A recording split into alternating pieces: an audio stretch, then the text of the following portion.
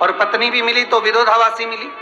कभी कभी विचार करिएगा, पत्नी मिले और आपका विरोध करने वाली मिले ना, तो विचार करना कि हमने पूर्व में ऐसा कौन सा कर्म करा था जो ऐसी मिली है कि हमारा विरोध कर रही है। आप भजन करने बैठो तो वो विरोध कर देती, क्या करोगे भजन करके?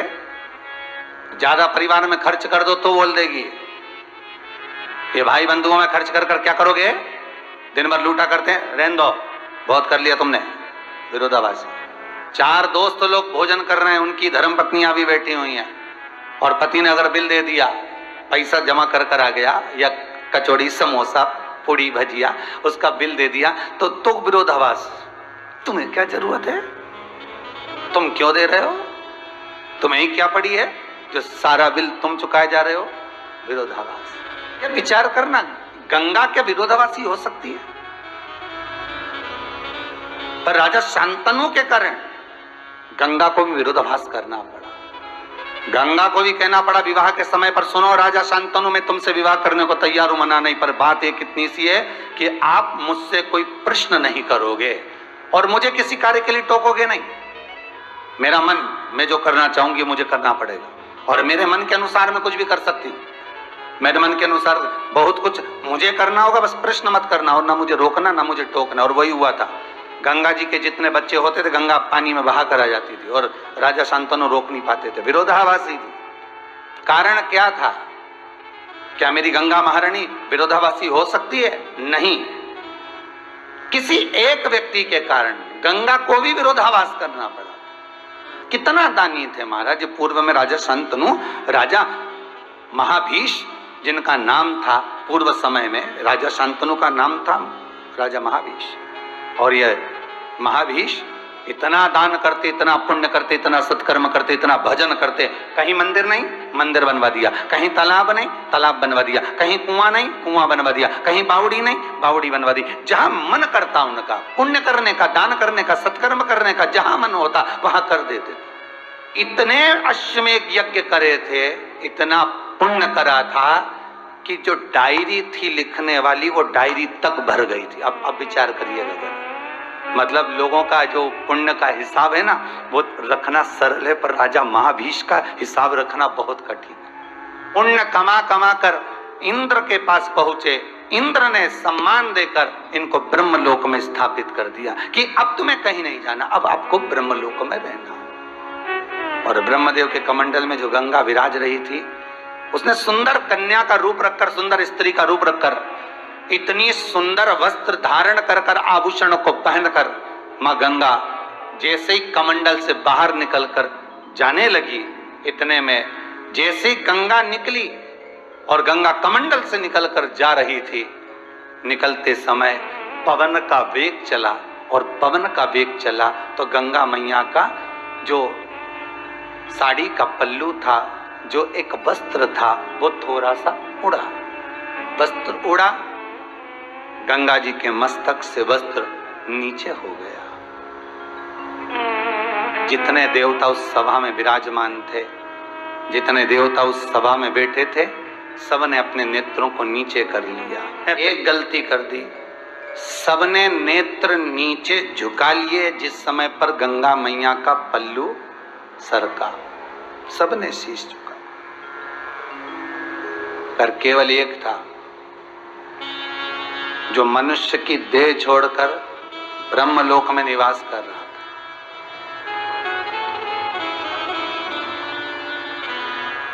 राजा महाभीष। इसने माता का मुखाग्रविंद देखता रहा, नेत्रों से निहारता रहा। शिव महापुराण की कथा बहुत सुंदर संवाद कह रही है साहब। धर्म की जगह में जाइए, पुण्य की जगह पर जाइए, सत्कर्म में जाइए, कथा में जाइए, भजन में जाइए, और निवेदन इतना है कि अपनी नेत्र रूपी इंद्री और वाणी रूपी इंद्री को थोड़ा सा संजोग कर जाए। राजस्थान में बहुत सारे तीर्थ हैं, और मध्य प्रदेश से ही नहीं, हरियाणा, पंजाब, गुजरात, राजस्थान, आसपास के सारे क्षेत्रों से दुनिया के लोग पैदल जाते हैं, आपने भी दर्शन करे होंगे, जितने लोग कथा सुन रहे हो आपने भी दर्शन करे होंगे। झंडा लिया चल दी, ध्वजा ली चल दी। कई लोग दर्शन करने के लिए जा रहे हैं, कई लोग पैदल चलकर जा रहे हैं और अपनी बड़ी मस्ती में चले जा रहे हैं। मैं दंडवत करता हूं ऐसे जाने वालों को जो पैदल पैदल भगवान के दर्शन करने के लिए दिल से जा रहे हैं। पर उसमें भी कई लोग छल करना जानते, कई लोग ऐसे भी हैं जो वहां जाना नहीं चाहते, परंतु उन्होंने झंडा उठाया चल दिए। उनने विचार करा 2-4 लोगों को साथ ले लेते हैं, पोटला पोटली बांध के जब चलेंगे, किसी को हाथ देकर गाड़ी वाले को रोकेंगे, साइड में दुकान वालों को रोकेंगे, थोड़ा सा पैसा, भैया हम जा रहे हैं वहां तक जा रहे हैं, जरा हमको भोजन का दे दो, थोड़ी व्यवस्था कर दो। ध्यान देना, थोड़ा सा बुरा लग सकता है आपको, पर कुछ के चक्कर में जो ईमानदारी से जा रहा है ना, वो आपके सामने कभी हाथ नहीं फैलाएगा। बहुत ध्यान दीजिएगा महाराज। जो झंडा लेकर ध्वजा लेकर जो बाबा के दर्शन करने जा रहा होगा, प्रभु के दर्शन करने, वो आपके आगे कभी हाथ नहीं फैलाएगा। कभी नहीं कहेगा कि मुझे चाय पिला दो, कभी नहीं कहेगा कि मुझे 2 रुपया दे दो, कभी नहीं कहेगा कि गाड़ी को हाथ देकर कि मुझे कुछ दे दीजिए, नहीं, कभी नहीं कहेगा अगर वो ईमानदारी से जा रहा है तो। हाँ, जो धर्म को जानकर केवल अपने लिए कि यहां से मुझे कमाई हो सकती है, मैं अगर जाऊंगा ऐसा सबके हाथ रोककर गाड़ियां रुकवाऊंगा, पैसा मांगूंगा तो मेरा कुछ इनकम हो सकता है, अब इस चक्कर में दूसरे भी बदनाम हो। आज एक कोई माता जी आई थी भोपाल से, शायद चली गई होंगी, अपने पति के साथ आई थी, कह रही थी गुरुजी मैं केवल यहाँ प्रणाम करने आई हूँ, इस कुबेरेश्वर धाम को मैं नमन करने आई हूँ। 3 महीने पहले आई थी, एक कामना कर गई थी और बाबा ने मेरी उस कामना को स्वीकार कर लिया। मेरा ऐसा काम हो गया, इतना दे दिया बाबा ने कि अब मुझसे बटोरा ना जाए, मैं उसको प्रणाम करने आया। आप अगर उसके हो गए, मान लो आप परमात्मा के हो गए और परमात्मा आपका हो गया, तो आपको किसी के आगे हाथ फैलाना पड़ेगा क्या? किसी के आगे नमन करना पड़ेगा? भैया आप दीजिएगा, ये कहेगा?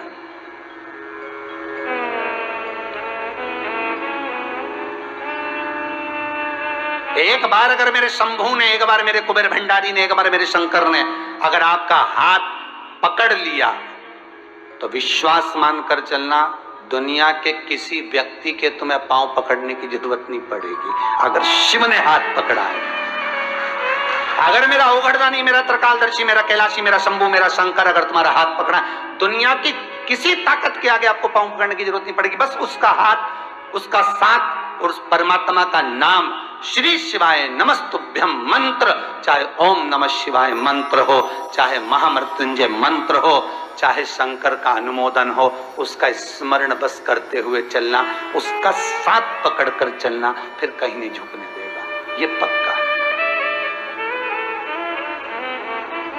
जब मेला आता है ना, जब तुम्हारे घर के वहां पर बहुत बढ़िया जोरदार बैंड बाजे निकले, खूब भीड़ हो रही हो, खूब जोरदार मेला भराया हुआ, खूब मेला भराया हुआ, और छोटा सा बच्चा है, छोटा सा बच्चा है, और छोटे से बच्चे को मेला नहीं दिख रहा, तो पिताजी क्या करेंगे?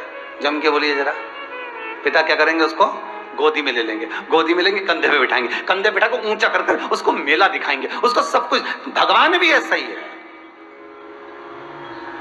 अगर हर जगह पर आपके दुख में, सुख में, परेशानी में, कष्ट में आप अगर परमात्मा को पिता मानते हो, शंकर को दादा मानते हो, शिव का अनुमोदन कर कर चलते हो, शिव को पिता मानकर चलते हो, शंकर को अगर पिता मानकर चल रहे हो, शंकर का अनुमोदन कर कर चल रहे हो, शिव का स्मरण कर कर चल रहे हो, शिव का नाम जाप कर कर चल रहे हो, तो ये विश्वास रखना, कितनी भी भीड़ हो, तुम्हारे साथ में तुम्हारा जगत का पिता जगदीश्वर मेरा शिव चल रहा है, विश्वनाथ चल रहा है। जगत की भीड़ में अगर तुमने की ऐसी कतार में आ गया कि ये खो जाएगा, इसको कष्ट बहुत आ गया है, तो विश्वास रखना मेरा शंकर तुझे कब गोदी में उठा लेगा और कब मेले का दर्शन करा देगा, तुझे भी जान नहीं पाएगा। कब शंकर गोदी में उठा ले, कब शिव अपनी गोदी में उठाकर तुझे इस संसार का दर्शन करा दे।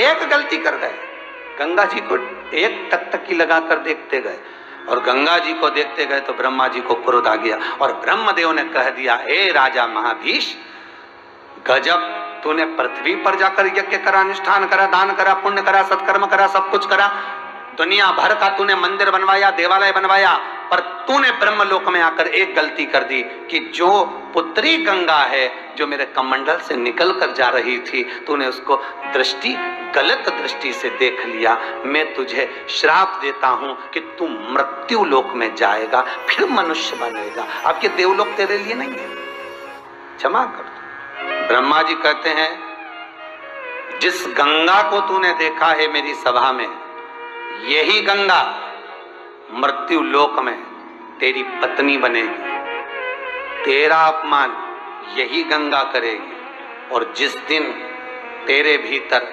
गंगा से द्वेष उत्पन्न होगा, तब तू इस श्राप से मुक्त होगा। और वही राजा महाभीष शांतनु बने। शांतनु बने तो उनके बनने का भी क्रम कुछ अलग ही था। हस्तिनापुर में राजा प्रतिपदा हुए, जिनके 3 पुत्र थे।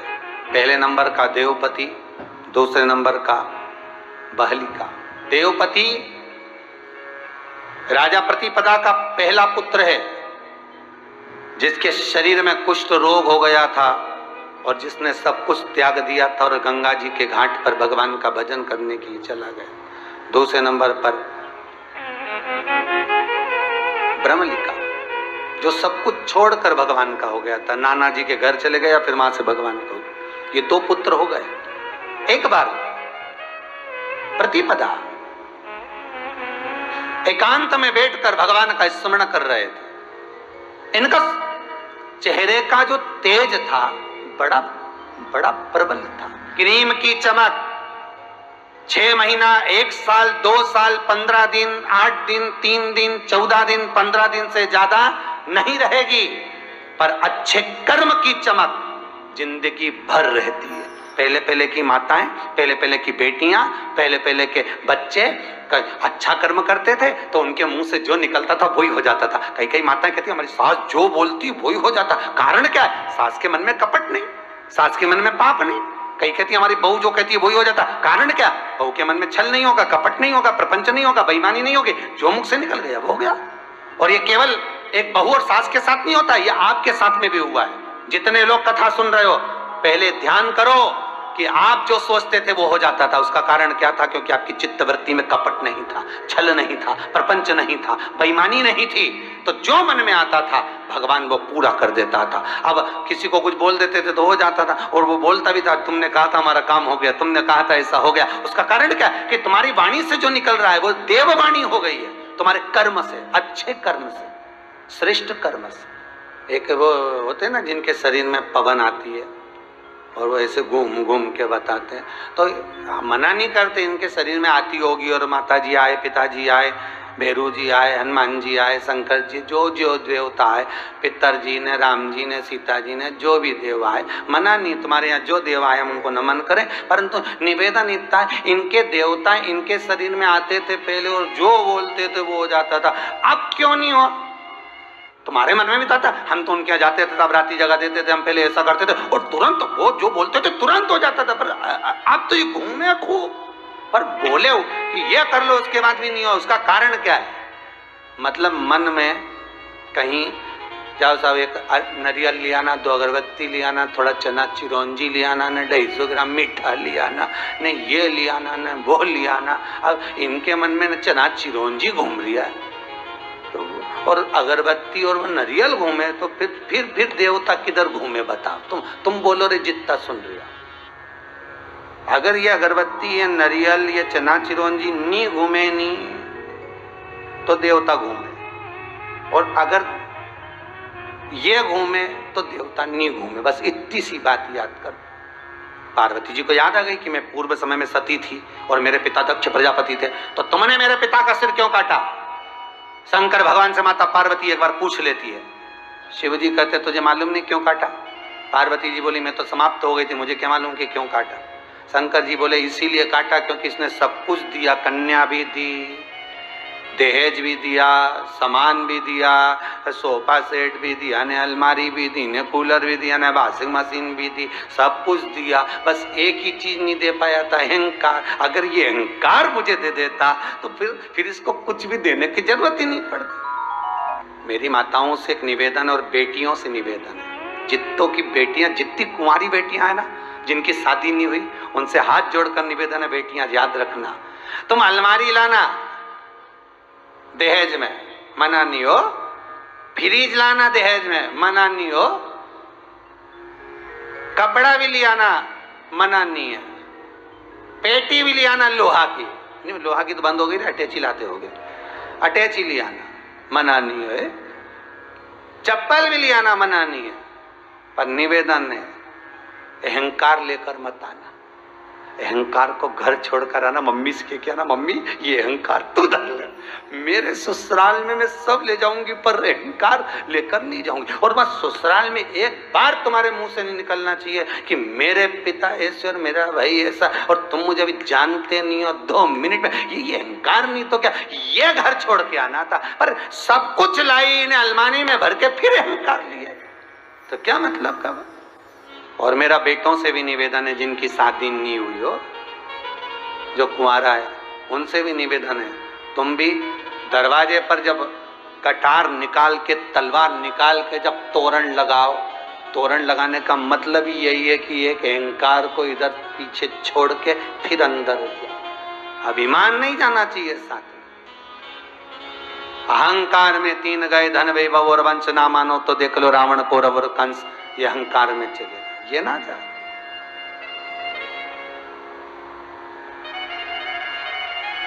अभिमान नहीं जाना चाहिए। और वो अहम प्रतिपदा,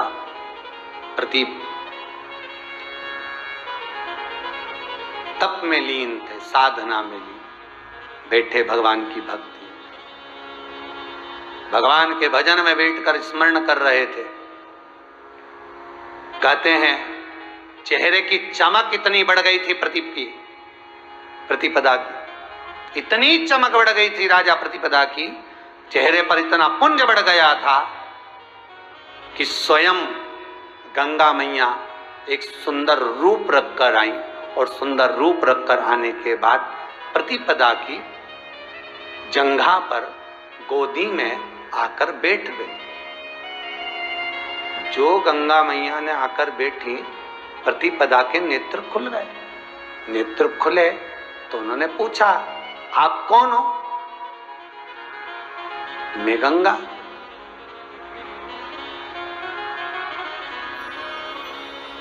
प्रतिपदा ने पूछा, आप मेरे पास में क्यों आई हो?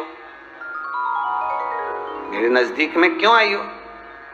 आप मेरी जंघा पर आकर क्यों विराजमान हुई? मेरी गोद में आकर क्यों बैठी हो?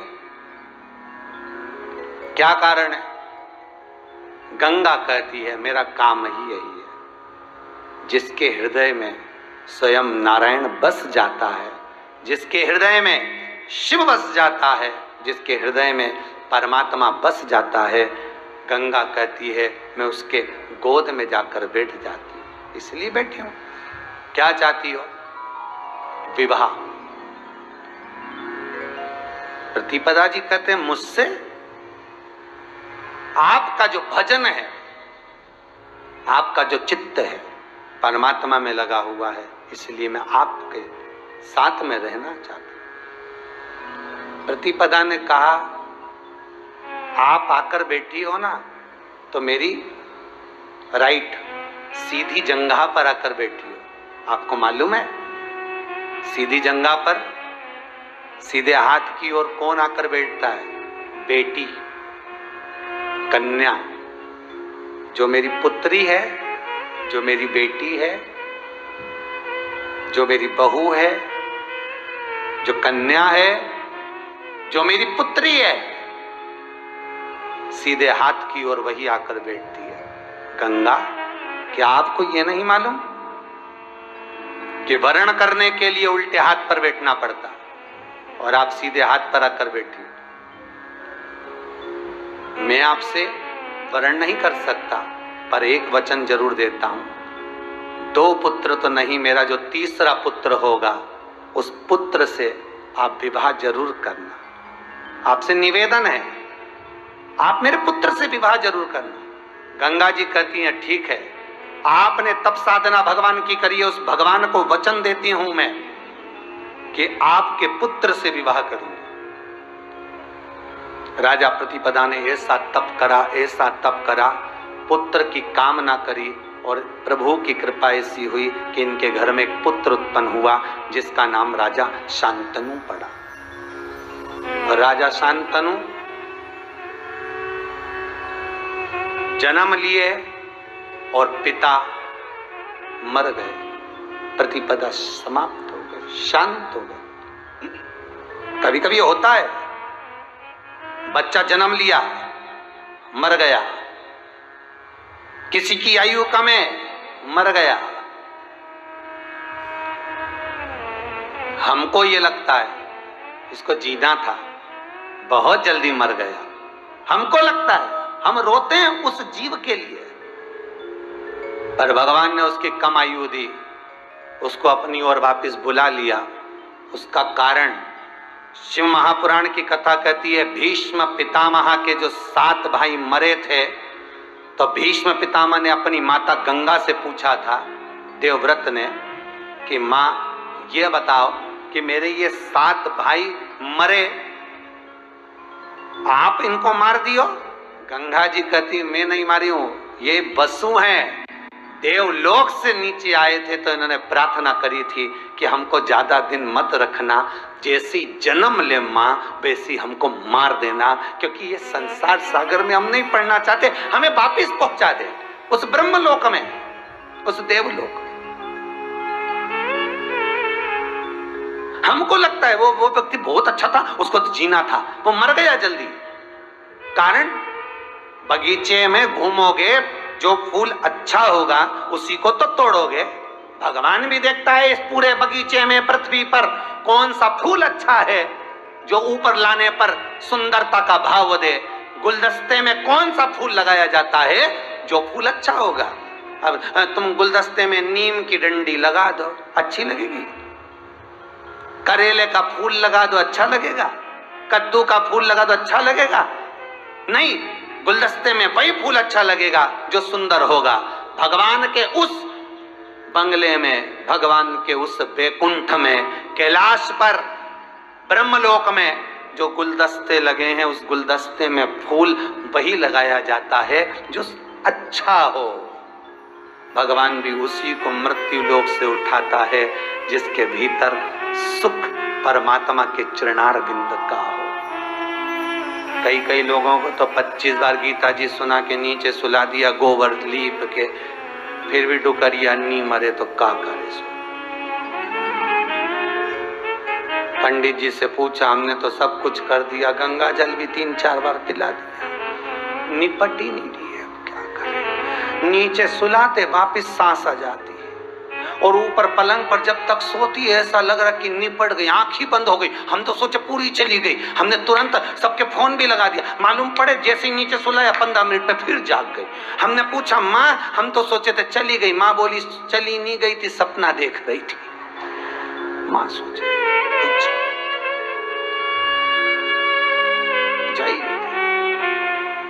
तुम्हारे अभी कोरोना महामारी में तुमने देखा होगा, जब कोई जवान व्यक्ति चले गया होगा ना, उस मोहल्ले में कोई ऐसा व्यक्ति भी पड़ा होगा, बहुत तड़प रहा होगा, सड़ रहा होगा, अवस्था भी बहुत हो गई होगी, वो पड़ा है, अभी तक पड़ा है, तो मोहल्ले के लोग ही कह रहे हैं ये चली जाती, वो बेचारा चले गया, 29 साल का था, ये 92 साल की, शरीर पूरा गल गया, बिस्तर पर गंदगी कर रही है, उसके बाद भी जीवित है, वो बेचारा चले गए। अब इनके कौन समझाए कि मां फूल देखा जाता है बगीचे का। तो भगवान भी सोचे इसको ले जाऊं ऊपर, जाके फिर लड़ाई करे तो वापिस भेजना पड़े रंदे दादा, इसके मत लाना करेले के फूल को। भगवान बोले फूल ला तो अच्छा लेके आ, भले जोरदार होना चाहिए। और भगवान से एक प्रार्थना जरूर करना, पलंग पर तड़फा कर, सड़ा कर, भुगता कर मत मारना। भगवान से कहना जब प्राण छूटे तो भजन करती करती, नाम लेती लेती, स्मरण करती करती चली जाऊं, ऐसी कृपा करना। तड़पाना मत, सड़ाना नहीं, पलंग पर मत पटकना। भगवान से कहना पलंग पर पटक कर मत मारना, तेरी चौखट पर पटक कर मार देना, चल जाएगा। पर पलंग पर ये पड़ा पड़ा जीव सड़े ने, हाथ पैर बेकार हो दिया ने, अपना इंजेक्शन वाला इंजेक्शन लगाने आए तो नस ढूंढे, नस और जम के, तो छोरे से कदम के पकड़ और जम के पकड़, अम्मा की नस ही नहीं मिले। अब इसकी नस नहीं मिले तो हरी कैसे मिले हैं? विचार तो करो।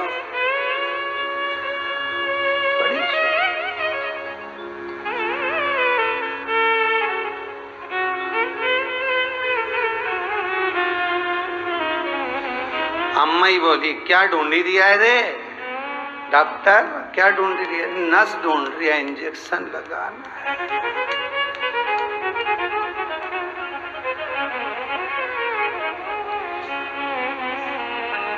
सब कुछ ढूंढा है संसार में, पर उसको नहीं ढूंढा जिसको ढूंढना था।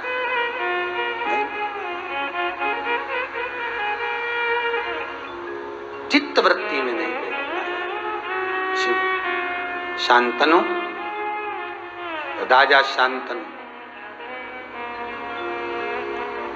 गंगा मैया से विवाह कर रहे। गंगा जी का जो स्वरूप देखा इतना सुंदर था, विवाह करना चाहा।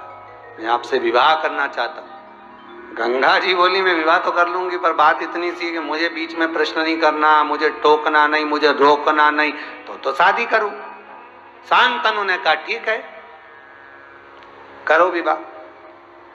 7 पुत्रों को ले जाकर गंगा जी ने पानी में छोड़ दिया। 8वां पुत्र देवव्रत को ले जाकर छोड़ रही थी और शांतनु ने रोक दिया। ये क्या कर रही हो, क्या कर रही हो? गंगा तुम किसको छोड़ रही हो? रहने दो। गंगा ने उसको उठाया, ले जाकर पानी में छोड़ा, कहा महाराज आपसे कहा था कि मुझे रोकना मत, पर आप माने नहीं। आज मुझे अपमान करना पड़ रहा है आपका। जल्दी गंगा वापस जल में समा गई। शांतनु की आंखों में जल भर गया। समय बीत गया।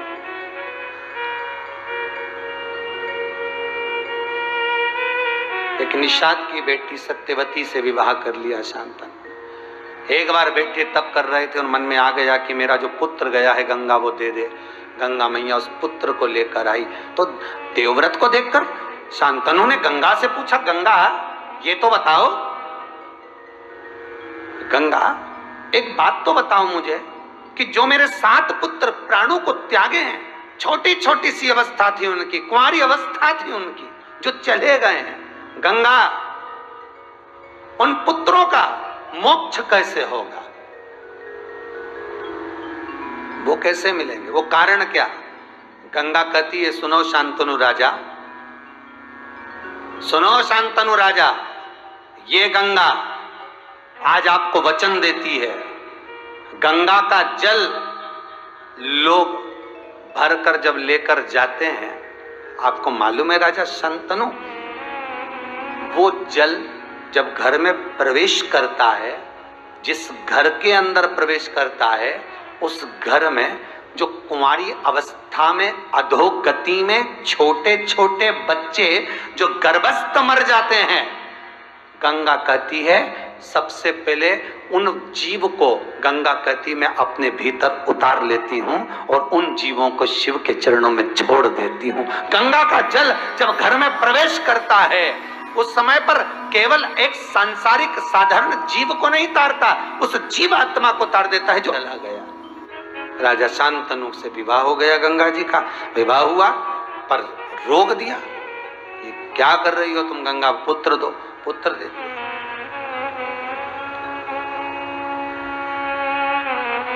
गंगा मैया का जो पुत्र थे देवव्रत भीष्म पितामह, उन्होंने एक संकल्प लिया था। जब राजा शांतनु कमजोर हो गए, दुर्बल हो गए, पलंग पर पड़ गए, पूछा पिताजी आपकी ये दशा क्यों है? कहा मैं सत्यवती को स्मरण करना चाहता हूं, विवाह करना चाहता हूं, पर उसके पिता कहते हैं कि सत्ता पर सबसे पहले सत्यवती का जो पुत्र होगा वो बैठेगा, पर मैंने वचन तुझे दिया है देवव्रत कि सत्ता पर तू बैठेगा। देवव्रत सत्यवती के यहां पहुंच गए, माता मेरे पिता से विवाह कर लीजिए, मैं वचन देता हूं आपके द्वारा जो संतान होगी वो सत्ता पर बैठेगी, सिंहासन पर बैठेगी। तो निषाद ने विचार करा और ये विचार कर कर गंगा जी के जल पर जाकर पूछा, गंगा मैया ये तो बताओ कि मेरी बेटी से विवाह करवाने के लिए पुत्र आया है और वो पुत्र संकल्प करता है कि सत्यवती का पुत्र सिंहासन पर बैठेगा, मैं नहीं प्रतिज्ञा कर ली। तो भीष्म पितामह कहलाने लगे। इस प्रतिज्ञा को कराने वाला कौन है?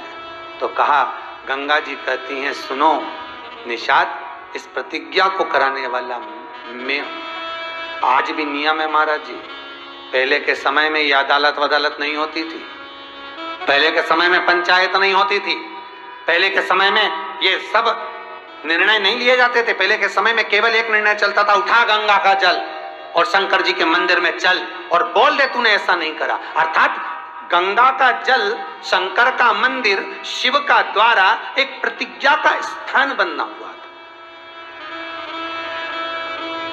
क्योंकि शिव को सत्य प्रिय है, शंकर को असत्य नहीं, और गंगा को प्रतिज्ञा प्रिय है। गंगा को प्रतिज्ञा प्रिय है, शिव को सत्य प्रिय है। कथा में आता है जब ब्रह्मदेव शंकर भगवान के शिवलिंग का